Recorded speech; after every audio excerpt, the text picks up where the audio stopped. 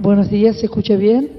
Bien, es el latiguillo que tenemos todos como para poder romper el hielo.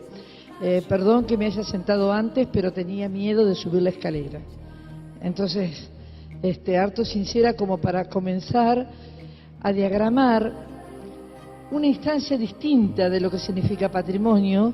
Si bien es un patrimonio histórico que debemos conservar, arqueológico, como así también antropológico, es otra de las facetas que este Congreso nos brinda como para poder explayarnos en otros ámbitos. Es muy difícil hablar de este tema después de los temas que se han hablado inherentes al patrimonio arquitectónico y sus derivaciones, pero tiene que ver con la identidad. Y tiene que ver con una identidad muy costosa de mantener, porque son 360.000 kilómetros cuadrados de islas, de humedales, que componen el departamento Victoria y que realmente son muy difíciles de cuidar y de preservar. Y estamos en un congreso de preservación. Es la oportunidad como para pedir a aquellos o decir a aquellos que están en contacto con altas autoridades y que pueden preservar desde otros ángulos lo que nosotros humildemente no podemos preservar.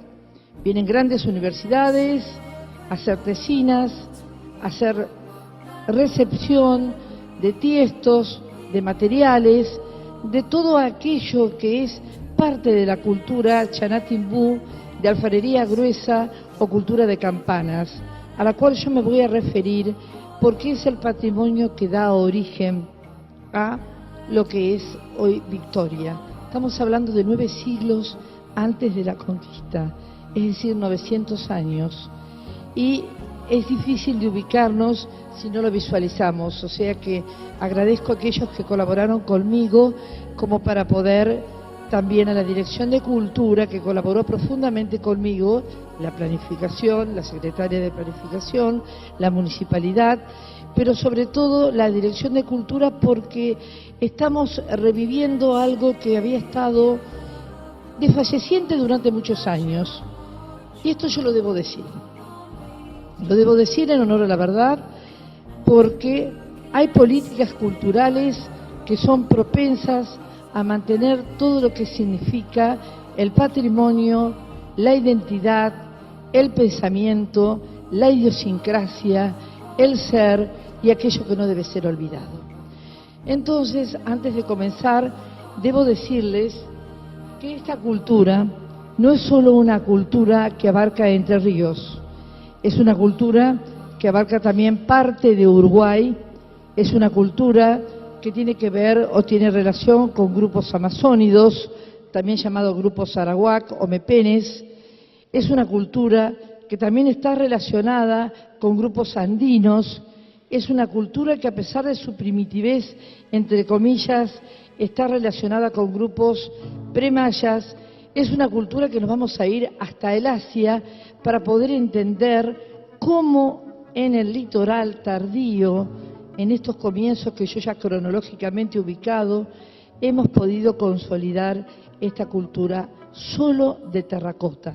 Material lítico que sí hemos encontrado, y cuando digo hemos encontrado me refiero a la Asociación de Arqueología Indígena, pero que es más propicia, es más latente en la cultura charrúa o la cultura minuán, que es más de tierra firme y que se asentó en el Cerro de la Matanza, y que fue exterminada en 1749 por las tropas del gobernador de Santa Fe, Francisco de Vera y Mujica.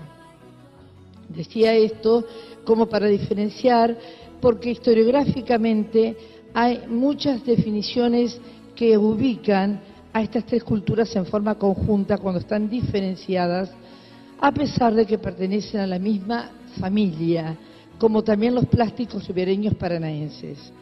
Entonces, como para comenzar, debo decirles que hay 4 grupos étnicos que consolidan este patrimonio, que es el grupo Chanamo-Coretá, que se asentó en el otrora departamento, digo otrora porque no existían, obviamente, de La Paz y Feliciano, el Chaná Chaná en el actual departamento de Diamante y Paraná, el Chaná Timbú en el departamento Victoria en la zona de Islas, o de alfarería gruesa o cultura de campanas también llamado, y el Chaná Beguá al sur de la provincia de Entre Ríos y al norte de la provincia de Buenos Aires. Para comenzar a hablar, debo decir que fueron grupos que se dedicaron muy poco a la agricultura, fueron pescadores, cazadores, recolectores y fundamentalmente vivieron a orillas de riachos, de ríos, de lagunas, de manantiales, buscando las zonas altas de nuestro territorio, precisamente por las crecientes, en lugares llamados cerros o cerritos.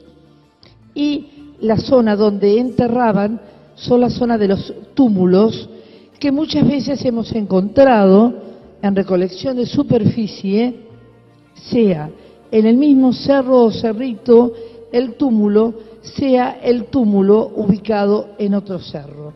Nuestra experiencia es en el mismo cerro, por eso debo personalizar.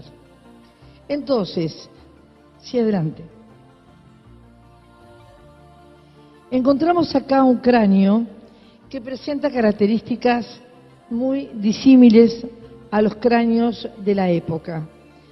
Ellos tenían dos tipos de enterratorios, los enterratorios primarios y los enterratorios secundarios. También había otros enterratorios que no hemos investigado. El enterratorio primario se caracteriza, que este precisamente no lo refleja, pero en un futuro museo va a aparecer, son cráneos con deformaciones craneanas prelándicas, para no hacerlo tan técnico, deformaciones de parietales o cráneos doricocéfalos, que también los encontramos en las culturas de Calingasta, en San Luis. Este cráneo pertenece a un enterratorio primario, pero no se le ha colocado lo que caracteriza al enterratorio primario, que es el ocre rojizo, que es un pigmento o pintura preparado con recolección de raíces y que era pintado el cuerpo enterrado, con la cabeza hacia el lado del río y el cuerpo hacia el centro del cerro, y antes de pintarlos, lo enterraban pintados. ¿Cómo sabemos esto? Porque si se hubiesen desenterrado, pintado y vuelto a enterrar, no hubiésemos encontrado los esqueletos intactos como han aparecido, más allá de la erosión eólica, del paso del tiempo, de la incursión del hombre, de la depredación y de otros factores causales internos y externos que pueden deformar. Pero aparecen intactos, no solo intactos, sino que esta grasa, este pigmento, ha penetrado fundamentalmente la piel y también a muchos metros de profundidad de lo que es la zona, que es una zona arcillosa, rojiza, y que se puede llegar a confundir con este ungüento preparado o este pigmento preparado en forma especial. Hacia adelante. Bien, acá vemos trozos de tiestos, algunos con imbricados, otros no.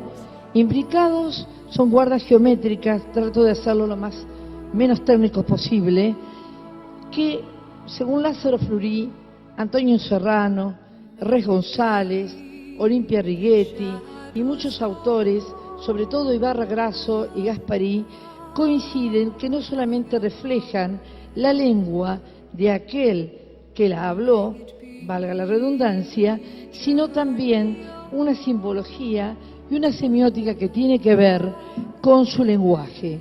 Si aparece un punto, representa el sol. Si aparece la línea recta, representa el horizonte. Si aparecen triángulos u otro tipo de figuras geométricas, las lomadas. Sí, adelante. Bien, acá vemos cabecitas antropomórficas que ya comienzan a configurar lo que va a ser la parte superior de las campanas. Es decir, culturas de campanas, ya vamos a ver por qué, y por qué de alfarería gruesa. De alfarería gruesa, ¿se me escucha bien el micrófono? De alfarería gruesa, porque precisamente sus paredes eran compactas, sólidas, y que aún hoy los tiestos, los trozos de cerámica que se encuentran, son absolutamente intactos o están absolutamente intactos. Esta cultura de alfarería gruesa representa acá rostros antropomórficos, representación de caras de personas o de animales. En este caso, el de la figura de la izquierda representa una figura muy especial para el patronazgo de los dioses que ejercían importancia, iba a decir, pero fundamentalmente que tenían una gran influencia sobre los grupos Chanatimú, pero que también los encontramos, ustedes verán que tiene como una especie de conito en la parte de arriba.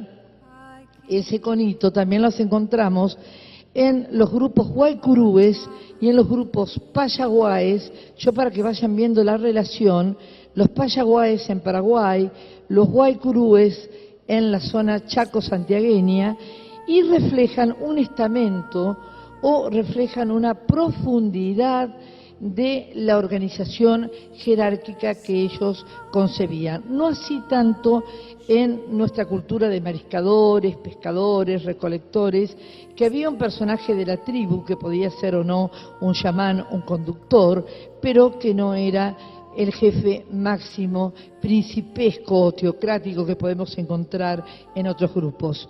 En cambio, el del costado, que tiene cejas representando búhos y que tiene lágrimas en el ojo izquierdo, representa al búho serpiente llorona, como le llaman en los grupos guaycurúes, y que también representa la parte superior de la campana.